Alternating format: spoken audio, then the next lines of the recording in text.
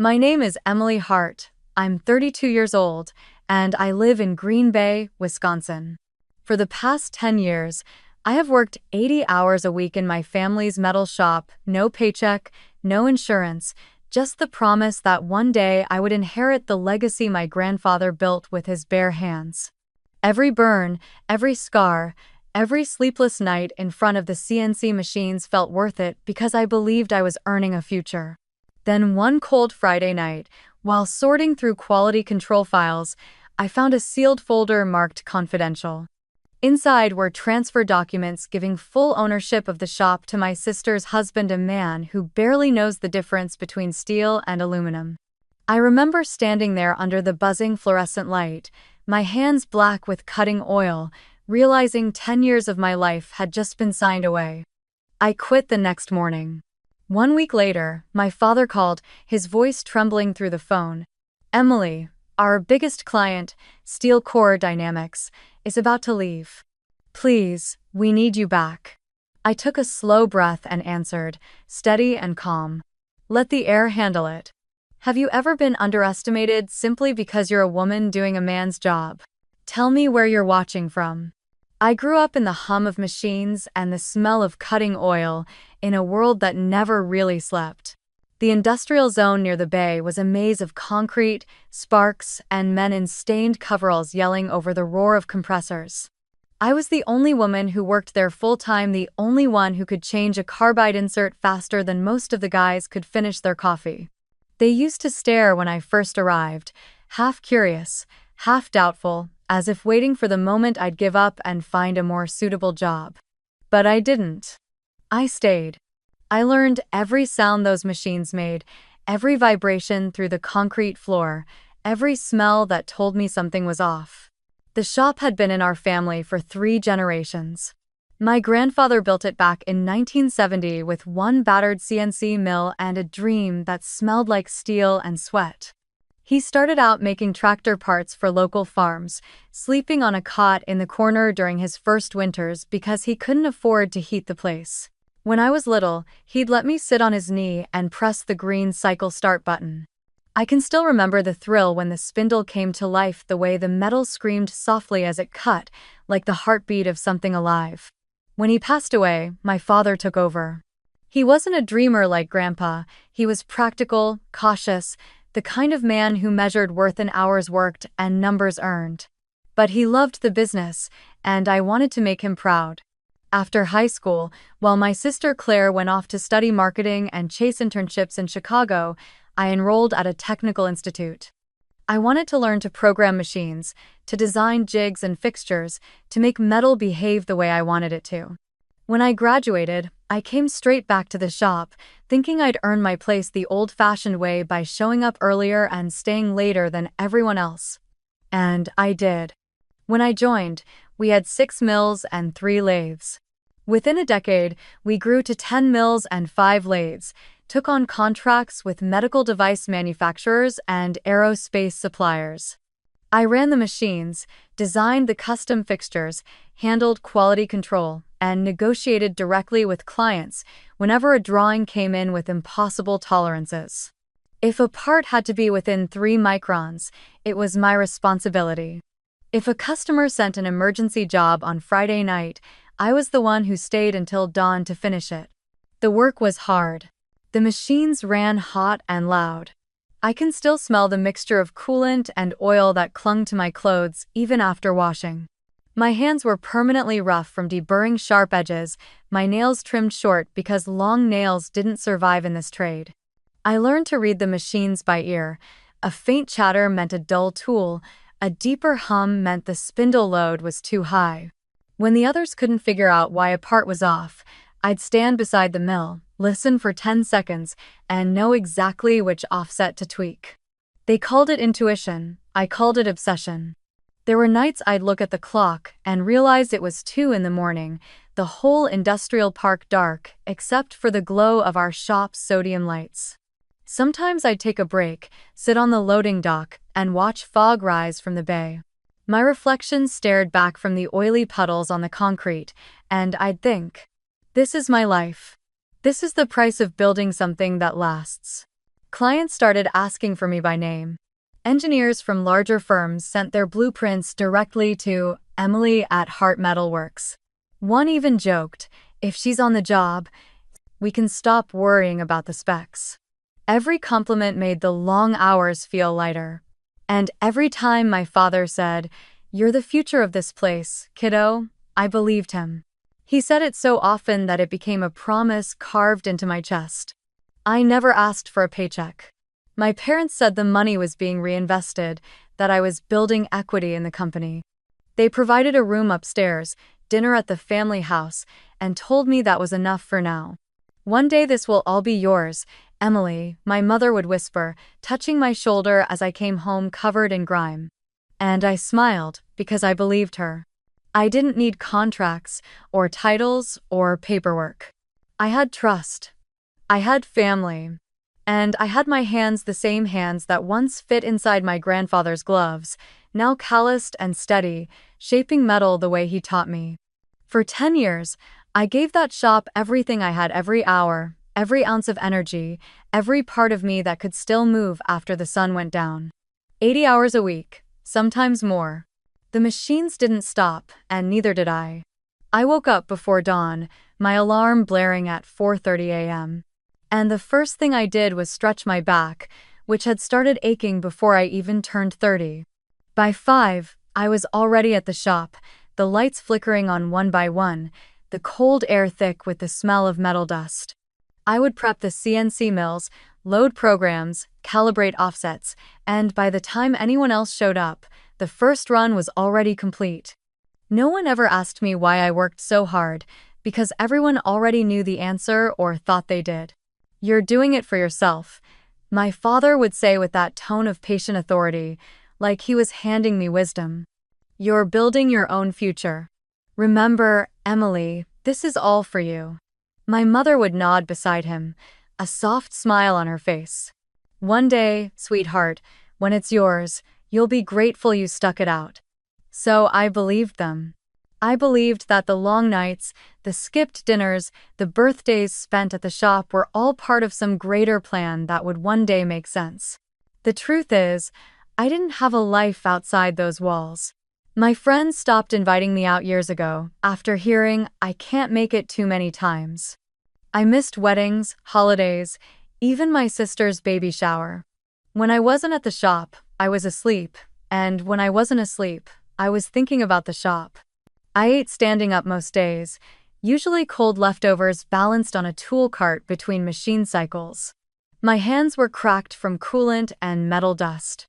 My hair, once long and shiny, was constantly singed from welding sparks, uneven where it had burned off near the ends.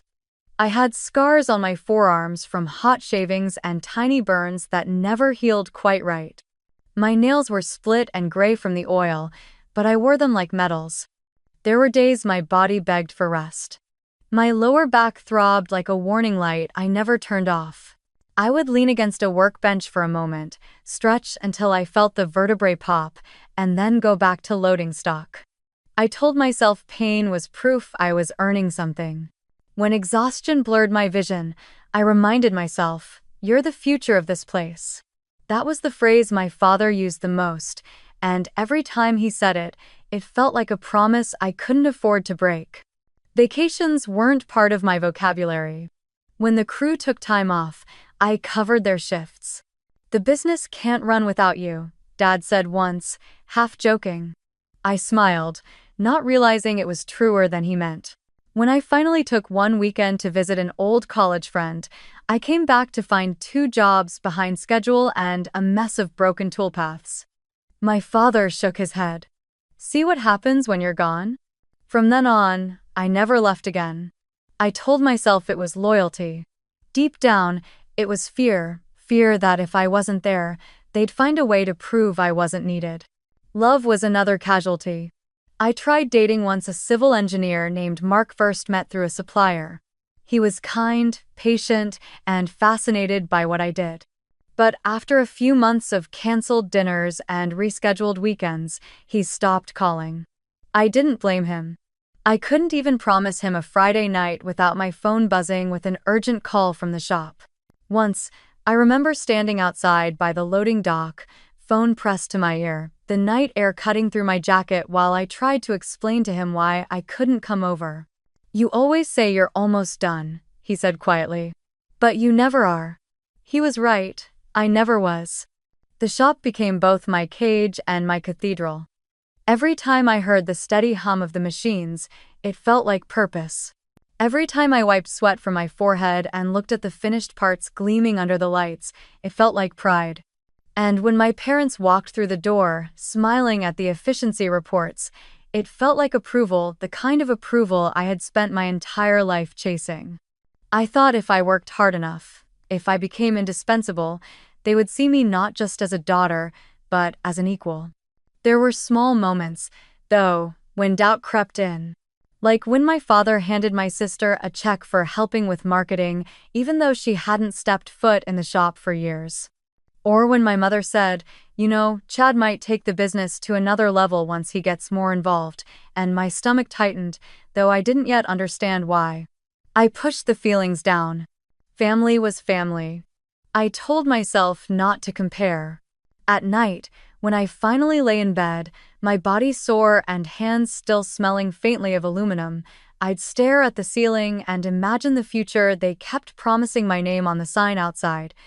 My team working under me, maybe even a small office with windows. It was enough to make the fatigue bearable. I told myself that people like me didn't need recognition right away. I believed that merit, like gravity, would eventually pull things into balance. But it never did. Looking back now, I think my biggest mistake wasn't working too hard. It was believing that fairness would just happen on its own, that love and loyalty would naturally lead to justice.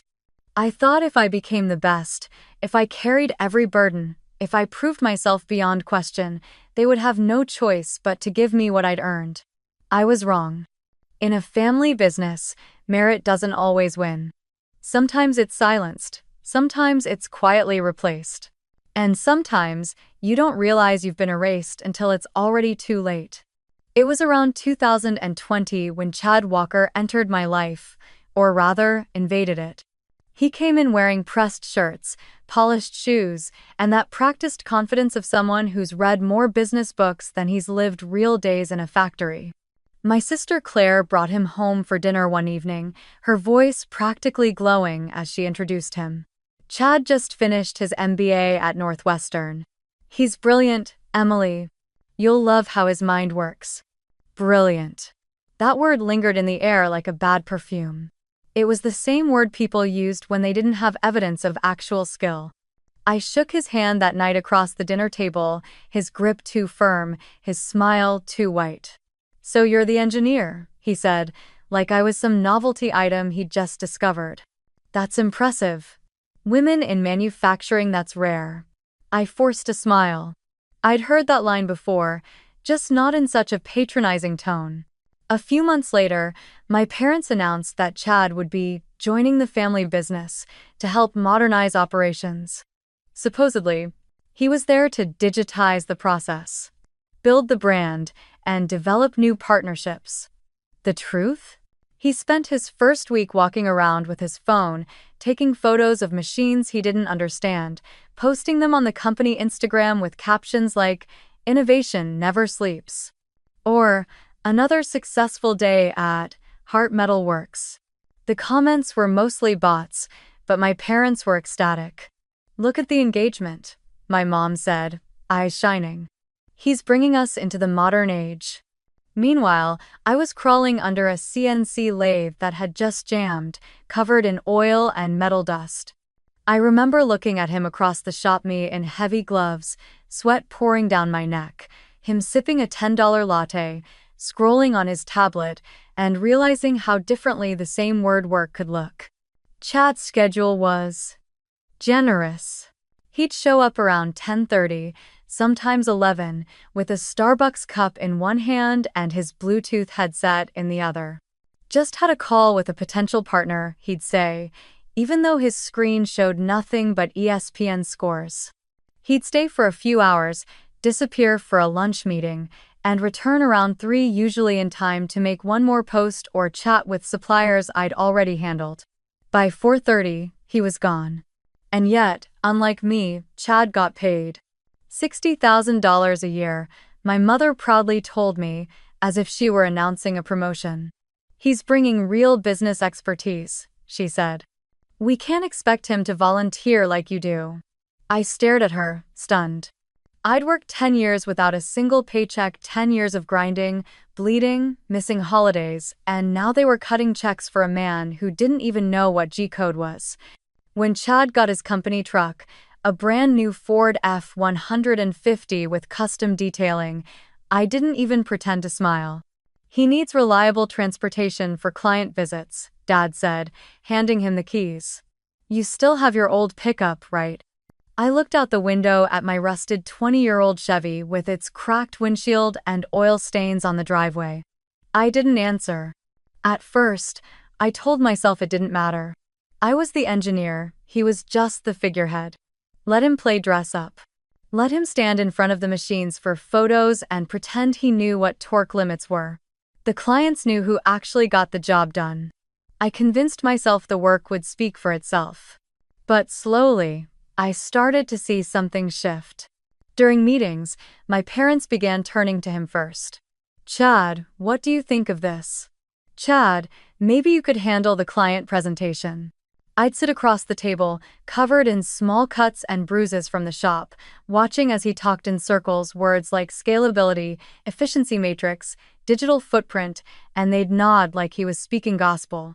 Sometimes he'd glance at me mid-sentence, just long enough to flash that polite, empty smile that said, "You stay in your lane."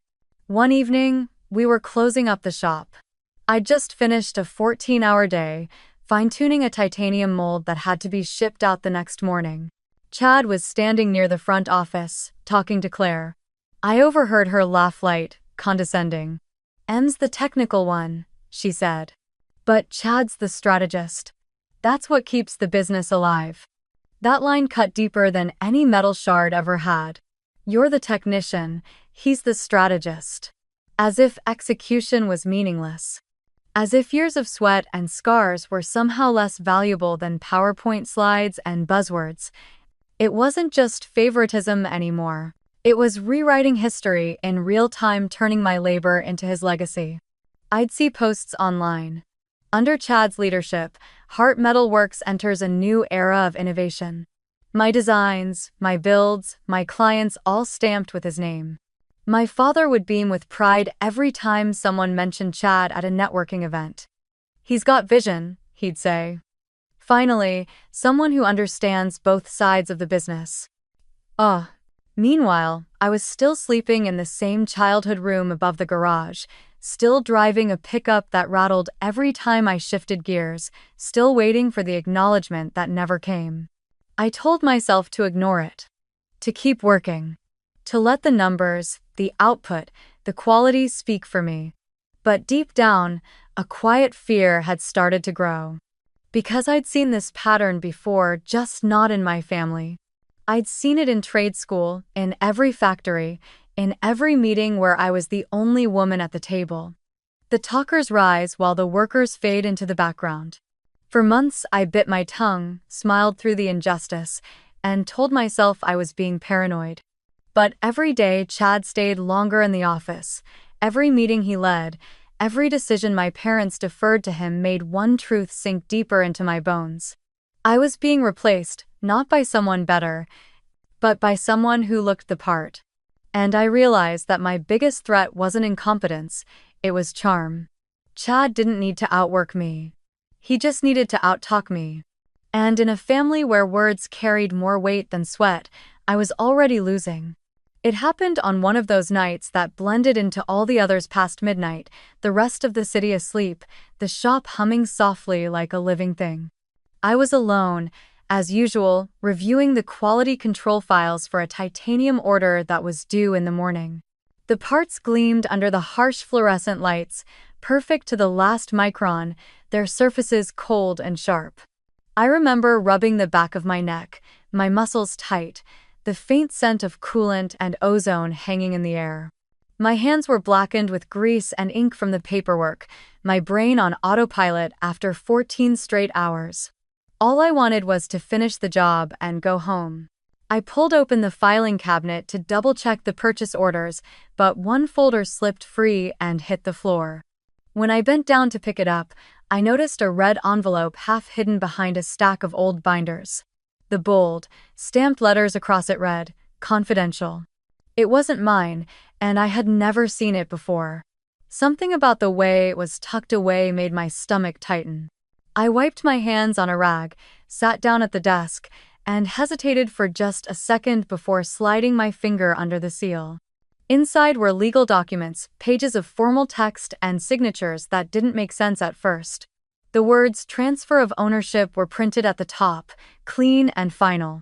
I kept reading, my eyes moving faster as understanding began to dawn. The new owner of Heart Metal Works was Chad Walker. Not my father, not my mother, not me.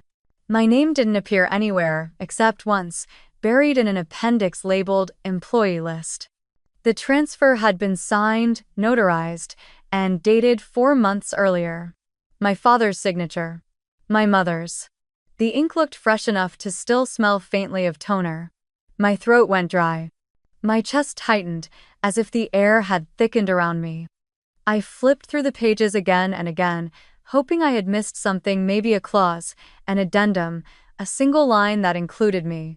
There was nothing. The hum of the machines in the background seemed to fade, replaced by the sound of my own heartbeat in my ears. For years, I had believed I was working toward something bigger than myself, that all the hours and sacrifices were bricks in a foundation I'd one day inherit. And now, on cheap white paper, I was being erased from that story entirely. I stared down at my hands, oil-stained, scarred, the fingertips rough from a decade of metal and heat. These were the hands that had built this place. Every machine, every fixture, every custom jig had passed through them. And yet, somehow, they didn't count. My parents had chosen a man who couldn't tell a drill bit from a reamer over their own daughter. They had traded experience for image, sweat for charm, substance for show. The anger came fast, raw, and hot. I slammed the folder shut, the echo sharp against the metal walls. But beneath the anger was something worse, a deep, aching grief. Not for the loss of the business, but for the realization that the people I trusted most had never really seen me. I had spent a decade proving myself, and it still wasn't enough. I sat there for a long time, staring at the flickering light above the desk, replaying every conversation, every "you're the future of this place," that suddenly felt like a lie. When the clock on the wall hit 3 in the morning, I made my decision. I was done. I pulled out a piece of company letterhead and began to write, the pen shaking in my hand. To the management of Heart Metal Works. Effective immediately, I resigned from my position. Good luck running this place without me. I signed it simply, Emily Hart. When I set the pen down, a strange calm settled over me. The kind that comes right after a wound stops bleeding, when the pain is still there, but quieter. I folded the letter neatly and placed it on my father's desk, right beside the brass nameplate that still read owner. Then I walked through the shop one last time, tracing my fingers along the machines I'd maintained like old friends. The air smelled of steel and betrayal. I gathered a few things that mattered: my notebook of tool settings, a photo of Grandpa and me from my first day at the shop, and his welding gloves, stiff with age but still fitting perfectly. He'd given them to me when I turned 18, saying, "These gloves build things that last. Don't ever hand them to someone who doesn't know how to use them." I slipped them into my bag. When I stepped outside, dawn was just beginning to break over the bay. The air was sharp, the sky streaked with gray and pale orange. For the first time in 10 years, I didn't have anywhere I needed to be. The parking lot was empty except for my old pickup, its hood dusted with frost. I climbed in, turned the key, and sat for a moment as the engine sputtered to life. My reflection in the windshield looked older than 32, eyes tired, face lined, a decade of exhaustion and disappointment carved into every feature. As I pulled out of the lot, I didn't look back. The shop lights glowed behind me, a distant hum fading into silence. My grandfather's gloves rested on the passenger seat, the leather worn smooth where his hands used to be. I placed mine over them, whispering under my breath, "I'm sorry, Grandpa." I tried. Then I drove away, leaving behind the building that had once felt like home but now felt like a grave. For the first time, the road stretched open in front of me, cold, uncertain, but mine. 8 days passed. 8 long, quiet, disorienting days. The first few felt like I was detoxing from a life I didn't know had poisoned me. My body didn't understand what to do without the constant vibration of machines or the sharp tang of cutting fluid in the air. I'd wake up at 5 out of habit, sit up in bed, and feel that fleeting panic of being late, then remember there was nowhere to be. I was crashing at my friend Melissa's small apartment above her bakery. She didn't ask questions, just left coffee on the counter and gave me space to breathe. For the first time in a decade, I could smell something other than metal. By the 8th day, I had almost stopped checking my phone. The silence from my parents was louder than any argument could have been. I told myself they wouldn't reach out, that they'd double down on their decision and prove me right. I was wrong. That afternoon, while I was helping Melissa carry flour bags in from the delivery truck, my phone buzzed. I didn't recognize the number at first, but my chest tightened anyway. I wiped my hands and answered. "Emily." My father's voice cracked through the line before I could even respond. It wasn't the steady, commanding tone I grew up with. It was strained, uneven. "Thank God you picked up." I froze. "Dad?" "It's steel core dynamics," he said, his words tumbling over each other. "They're threatening to pull their contract. Chad's been handling their last order, and apparently the specs are off. They said the parts don't match the tolerances you used to run. They won't sign off until someone fixes it." His breath hitched. "We can't afford to lose them. That's 40% of our revenue. You have to come back." For a second, my old instincts kicked in. I could almost see the machine in my head, hear the spindle whirring wrong, feel the fix waiting in my fingertips. Every part of me wanted to grab my keys, drive straight to the shop, and set things right.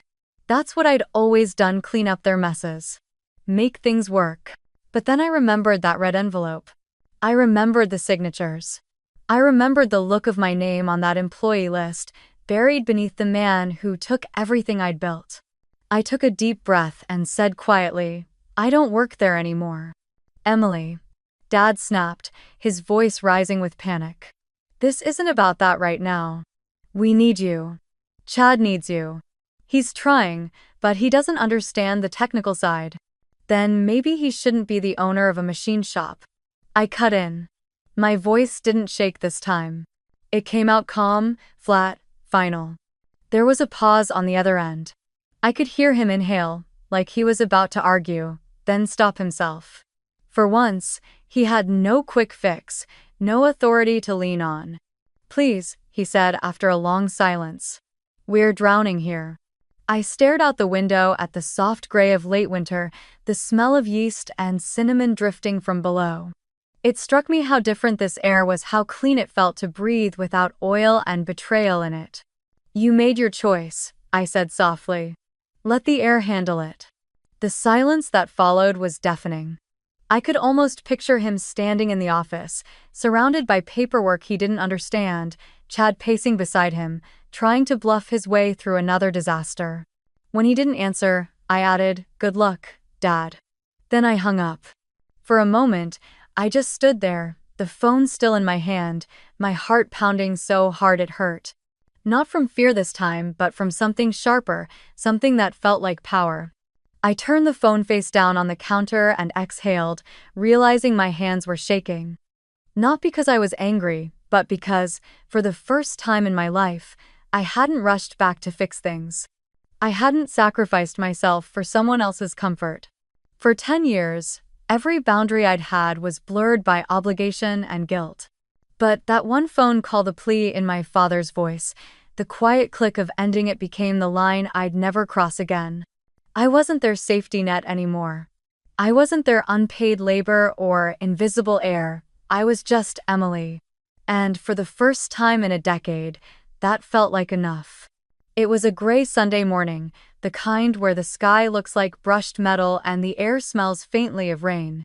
I had stopped at Miller's Diner, a small place on the corner of Jefferson Avenue, the kind of spot that still served coffee in chipped mugs and played soft country music through an old radio. I sat in my usual booth by the window, eating scrambled eggs and toast, trying to convince myself that this was what peace looked like: quiet, unremarkable, ordinary. Then I saw them. At first, I thought my eyes were playing tricks on me. But when the door swung open and the bell above it chimed, I froze mid-bite. My parents walked in, followed closely by Claire and Chad. My father's face was red, his jaw tight. My mother looked nervous, her hands clutched around her purse strap. Claire had that look she always wore when she wanted to appear composed but was barely holding it together. And Chad, of course, stood behind them, perfectly pressed shirt, smug little half-smile like he was walking into a board meeting he thought he'd already won. They spotted me immediately. My mother hesitated, whispering something to my father, but he ignored her and marched straight toward my table. The diner went quiet, forks pausing midair, conversations fading into the low hum of the fluorescent lights. "Emily," my father said, standing over me, voice heavy with authority. "We need to talk." I didn't look up right away. I finished chewing, swallowed, and calmly set my fork down. "About what?" His voice rose. "About this childish behavior. About what you've done. The family needs you." I looked at him, genuinely confused. "The family or the business?" He blinked, not expecting the question. "They're the same thing," he said firmly. "Are they?" I asked, leaning back in the booth. "Because it didn't feel that way when you signed everything over to your son-in-law." Claire stepped forward, arms crossed. Don't make this bigger than it is. You're blowing things out of proportion. Chad just wanted to help." I laughed, a short, humorless sound. "Help? He owns it, Claire. You call that helping?" Chad finally spoke, sliding his hands into his pockets like he'd been waiting for his cue. "No one's saying you didn't contribute, Emily, but no one is irreplaceable." The air in the diner seemed to thicken. I looked up at him slowly, meeting his eyes. "Is that right?" I said softly. "Then maybe you can tell me what a tolerance stack-up is." His confident expression flickered. "Excuse me?" "You heard me," I said, my voice steady now. "Or maybe you can tell me the difference between a G2 and a G3 command. Or what coolant ratio you use for titanium versus 6061 aluminum." No? Didn't think so. A few people in nearby booths had stopped pretending not to listen. Even the waitress paused by the coffee pot. I leaned forward slightly. "Let me remind you of something, Chad. 93% of the CNC drawings in that shop were written by me.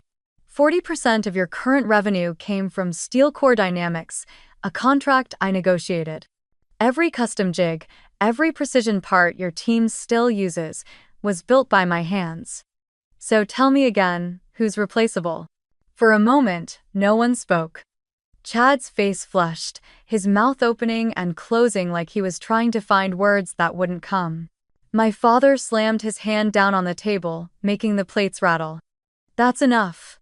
We didn't come here to argue technicalities, we came here to bring you home." I stared at the hand on the table, at the veins pulsing beneath his skin, then looked up at him with a calm I didn't entirely feel. "Home?" I repeated.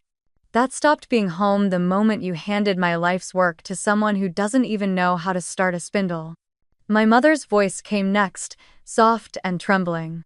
"Emily, please, your father's right. You've always been strong, you can build something anywhere, but Chad, he needs this opportunity. He needs the stability." "Oh." Her words landed like a punch to the chest. For a second, I thought I'd misheard. "He needs stability?" I said quietly. "Mom, I've spent 10 years holding that place together while everyone else took vacations and bonuses. I worked myself into the ground, and you're telling me he needs it more than I do?" She looked down, unable to meet my eyes. Claire reached out, her tone falsely gentle. You can't be angry about this forever. It's business. You're brilliant at what you do, you'll land on your feet. I stood up, slowly, the leather of the booth creaking beneath me. You're right, I said. I will. For a moment, the four of them stood there, watching me, maybe waiting for me to apologize, to cave, to become the dependable daughter again. But I was done. I picked up my bag, set a few bills on the table for the uneaten half of my breakfast, and turned to leave. As I walked past them, I stopped for just a second beside my mother. You said he needs a chance, I said quietly. Well, I gave you all 10 years of mine. Now it's my turn to walk away. I pushed open the diner door, the bell ringing sharply behind me. The air outside was cold and clean, and for the first time in a long while, I felt lighter. Behind me, I heard my father's voice, muffled through the glass, calling my name. I didn't turn around. The diner windows reflected the four of them standing together, confused, angry, and small. And for the first time in my life, I realized I didn't need their permission to leave. The road ahead was uncertain, but it was mine. By the next morning, I knew what I had to do. The leather notebook was more than nostalgia, it was a key. But if I wanted justice, sentiment wouldn't be enough. I needed proof, structure, and someone who could turn my grandfather's words into a weapon sharp enough to cut through legal paper. That's when I called Lena Mendoza. Lena and I had gone to the same technical college years ago. While I'd gone into mechanical engineering, she'd pivoted, finishing law school and opening her own small firm in Milwaukee specializing in business disputes. We hadn't spoken in years, but when she picked up the phone, her voice was the same brisk, confident, a hint of warmth hiding under professional steel. Emily Hart, she said. It's been a decade. What's going on? Family business, I said dryly. Literally. 1. When I told her everything, the unpaid years, the betrayal, the red envelope, the transfer papers, and finally, my grandfather's journal, she didn't interrupt once. When I finished, there was a pause. Send me everything, she said, and Emily, don't talk to them again without me. 2 days later, I drove to her office. The place was modest, no marble floors or receptionist, with perfect hair, just shelves stacked with binders and a framed degree on the wall. Lena was at her desk, hair tied up, glasses perched low on her nose as she flipped through the documents I'd sent. When she finally looked up, her eyes were bright.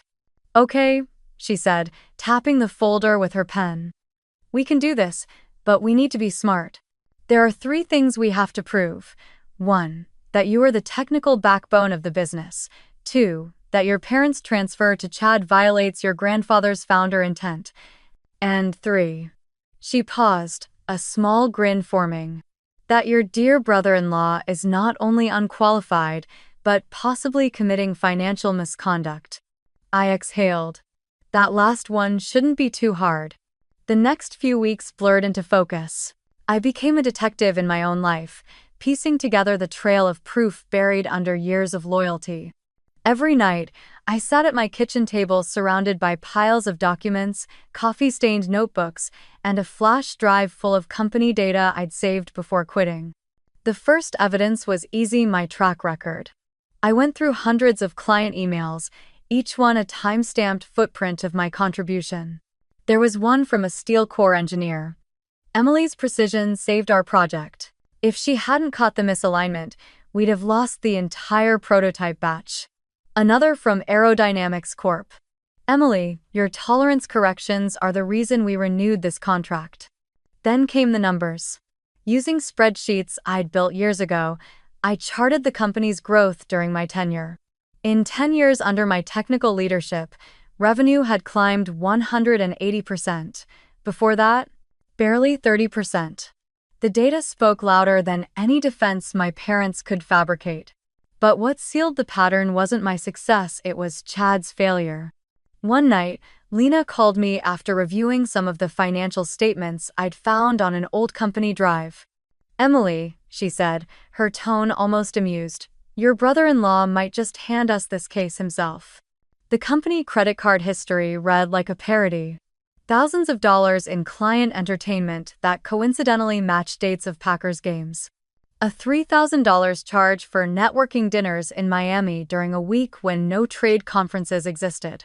And my personal favorite, a $5,000 home theater system labeled as office equipment, shipped directly to Chad's address. When Lena saw the list, she shook her head. You can't make this up. He's a walking audit violation. Still, she wanted more. We'll need internal witness statements, something from people who've worked under both of you. Bonus points if they've seen him screw up firsthand. That's when I called David Klein, one of the oldest machinists still working at the shop. He'd started under my grandfather in the late 80s and stayed long enough to see every era of the business, the expansion, the modernization, and now the decay. When I met him at a small coffee shop downtown, he looked older but just as solid, thick hands, gray beard, and the kind of quiet honesty that never aged. I heard what happened, he said, shaking his head. Your grandfather would be sick over it. He reached into his jacket and pulled out an old file folder. I've been cleaning my garage.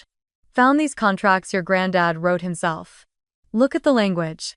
See how, over the years, he starts adding words like team share, collaborative ownership, collective equity. He was moving toward fairness, Emily, not hierarchy. I flipped through the documents, feeling my throat tighten. He really meant it, I whispered. David nodded. He used to say it all the time. Emily's got my hands and my heart. She'll carry the shop forward one day. I never forgot that. When I brought the folder back to Lena, she smiled for the first time since we started. This, she said, holding up the page with Grandpa's evolving contract clauses, is gold. Founder intent, documented progression, direct testimony from someone who worked beside him. Combined with your grandfather's journal, it's airtight. I stared at her, disbelief and relief fighting for space in my chest. So, we have enough. Lena closed the folder and leaned back in her chair, her expression firm. We have more than enough. The technical evidence proves your contribution. The financial records bury Chad, and your grandfather's words, they give us moral gravity the court will respect. She paused, then smiled faintly. Get some rest, Emily. Because the next time you walk into that building, it won't be as an employee. It'll be as the rightful heir of its soul. For the first time in months, I slept through the night. And when I woke up, I didn't feel small or erased anymore. I felt ready. The courthouse in Green Bay was a tall, gray building that looked like it had never known warmth. The steps echoed under my boots as I climbed them, my pulse steady but my stomach tight. Inside, everything smelled faintly of coffee and paper, sterile, formal, unbending. I spotted Lena near the end of the corridor, sleek in a navy suit, flipping through our files with calm precision. She looked up, saw me, and gave a short nod. You ready? She asked. As I'll ever be. She smiled slightly. Good. Because today, you stop being the invisible worker. Today, they finally have to look at you. End of frail. The courtroom was packed. Local press, a few old clients, even some former employees who'd heard about the case. My parents sat at the defendant's table beside Chad, who wore an expensive gray suit and the smug expression of a man convinced he could talk his way out of anything. My mother refused to meet my eyes. My father stared straight ahead, jaw tight. Judge Harris entered, a man in his 60s with sharp eyes and the posture of someone who'd seen every kind of human foolishness. When he spoke, his voice carried like iron. Case number 24-315, Hart vs. Walker. Let's begin. Lena rose first. Her voice was steady, crisp, and deliberate. Your Honor, this case is not about inheritance. It's about integrity. It's about a woman who gave 10 years of her life to a business built by her grandfather, only to be erased from its future. We will show that Emily Hart was the technical and operational core of Hart Metal Works, that the transfer of ownership to Chad Walker violated documented founder intent, and that Mr. Walker is unfit to run the business due to both incompetence and financial misconduct. Then she began the presentation. She projected the first exhibit onto the screen, a page from my grandfather's leather notebook, the handwriting elegant and firm. Whoever builds with their hands and mind owns a piece of the workshop's soul. The courtroom was silent as the words hung in the air. Next came the photographs, my 12-year-old self welding under my grandfather's supervision, rows of machines I had calibrated, client thank you emails praising my precision. Then spreadsheets 10 years of data showing the company's 180% growth during my leadership of technical operations. Finally, the financial statements, each one with highlighted charges. Packers tickets, a business retreat in Miami, a $5,000 home theater system labeled as office equipment. The audience murmured when Lena said softly, all charged to company funds. When it was my turn, she called me to the stand. My palms were cold, but my voice was steady. I described what the last decade had looked like: 80-hour weeks, oil burns, sleepless nights, fixing machines that others couldn't. I thought I was investing in my future, I said quietly. My parents told me I was working for something that would one day be mine. I didn't realize I was building a throne for someone else. Then came Chad's turn. He strutted to the witness stand, flashing his practiced smile to the room. His lawyer, a man from Milwaukee with a slick tie and a smooth voice, began gently. Mr. Walker, could you explain your role at Heart Metal Works? Chad straightened his shoulders. I modernized the company's marketing, introduced digital strategy, and brought us into the 21st century. Before me, there was no online presence, no outreach. Lena stood up. Cross-examination, Your Honor? Judge Harris nodded. Proceed. She approached slowly, like a surgeon preparing an incision. Mr. Walker, she said, you claim to have modernized operations. Could you please name 3 clients you personally brought into the company during your tenure? Chad blinked. Well, I was building relationships. These things take time. Names, Lena pressed. He hesitated.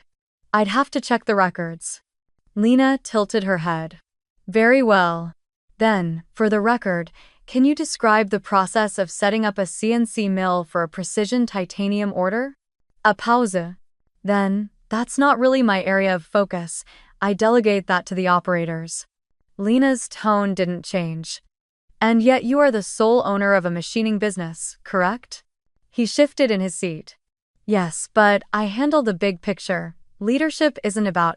She cut him off. What was the company's quarterly revenue as of last quarter? He frowned. Well, again, I'd need to confirm. So you don't know the answer? Not off the top of my head. Lena turned to the judge.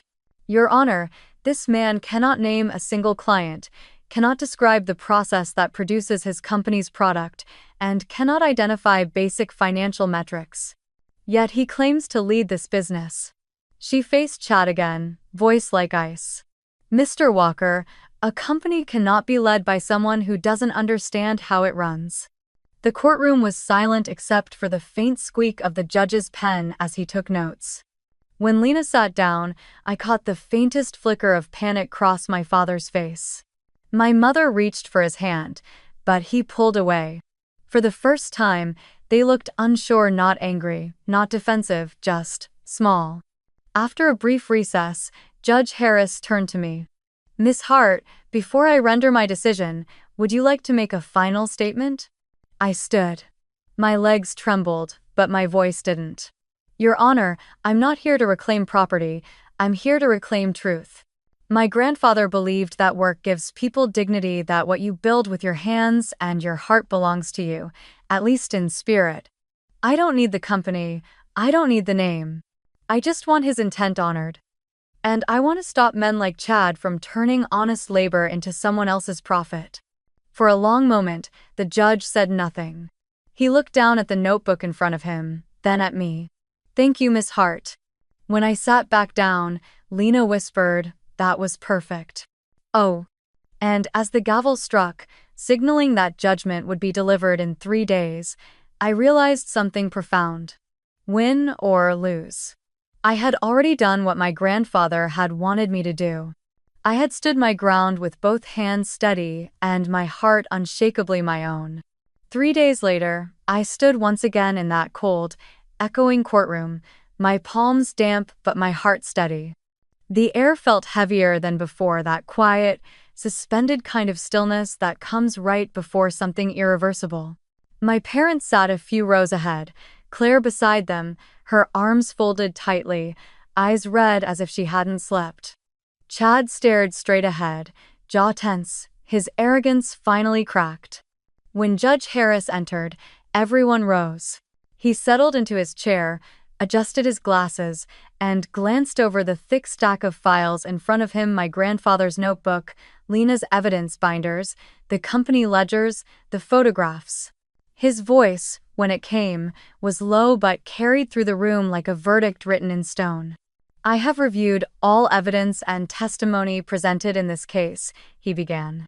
"This matter concerns not merely a business transaction, but the question of legacy and the responsibilities that come with it." He paused, scanning the courtroom before continuing. "The late founder of Hart Metal Works, Mr. Robert Hart, left behind clear written philosophies reflecting his belief that ownership should align with labor and contribution. While not a formal legal will, his journals and corroborating testimony from long-term employees establish clear founder intent." I held my breath. "Furthermore," he said, "the plaintiff, Emily Hart, has provided compelling evidence demonstrating her role as the primary technical and operational driver of the business over the past decade. Testimonial statements and client correspondence confirm that approximately 93% of products and operations were directly under her supervision or design. Statistical data shows significant growth during her tenure." He shifted his gaze toward Chad. "Conversely, evidence indicates that the defendant, Mr. Chad Walker, engaged in financial misconduct and lacked both the qualifications and technical understanding required to manage this company. The misuse of company funds for personal expenses further undermines his fitness as an owner." My stomach tightened as I watched Chad's confident posture crumble. "Therefore," the judge said, each word deliberate, "the court finds the transfer of ownership to Mr. Walker invalid. The succession plan is hereby nullified as inconsistent with founder intent and inequitable to the primary contributor." Oh. A ripple moved through the courtroom, a soft gasp from someone behind me, the sound of a pen dropping. But the judge wasn't finished. "However," he continued, "given the current state of Hart Metal Works, including operational collapse, loss of major clients, and outstanding debts, the court orders that the business be appraised, liquidated, and sold. After debts are paid and any misused company funds are reimbursed by Mr. Walker, the remaining proceeds shall be divided equally between the founder's two biological children, Miss Emily Hart and Miss Claire Hart." He looked directly at me. "Miss Hart, this court recognizes your immeasurable contribution and your grandfather's intent that your work be honored. But it also recognizes the reality that the business, as it stands, cannot recover. What remains will allow you to start anew." He struck the gavel once, firm, final, echoing. "Court is adjourned." Oi. The sound felt like both an ending and a clean break. For a long moment, no one moved. My father stared down at the table, his hands trembling slightly. My mother's face was pale, blank, not angry anymore, just hollow. Claire leaned toward her husband, whispering something sharp that made him flinch. Lena exhaled beside me, gathering her papers, but her eyes softened when she turned toward me. "You won," she said quietly. I nodded, but the words didn't feel like victory. "I know." Outside, the afternoon light was cold and bright against the courthouse steps. I stood there for a while, letting it hit my face, letting the noise of the world replace the silence of judgment. Reporters lingered near the curb, murmuring, but no one approached. I think they could tell this wasn't the kind of story that ended with celebration. 2 months later, after the sale of the company and the deductions for debt and restitution, I received the final number, 60, $3,000. It arrived by direct deposit with a one-line email from Lena. Settlement complete. Congratulations, Emily. I stared at the number for a long time. It wasn't fortune, but it was freedom. Enough to breathe, to start over. Enough to build something small and this time, mine alone. But there was no joy, not really. Just a long, quiet exhale. That night, I sat in my apartment with a single lamp on and opened my grandfather's notebook again. The pages were smudged from my fingers, soft at the edges. I ran my hand over his handwriting, his words still echoing in my mind. Whoever builds with their hands and mind owns a piece of its soul. I whispered into the stillness.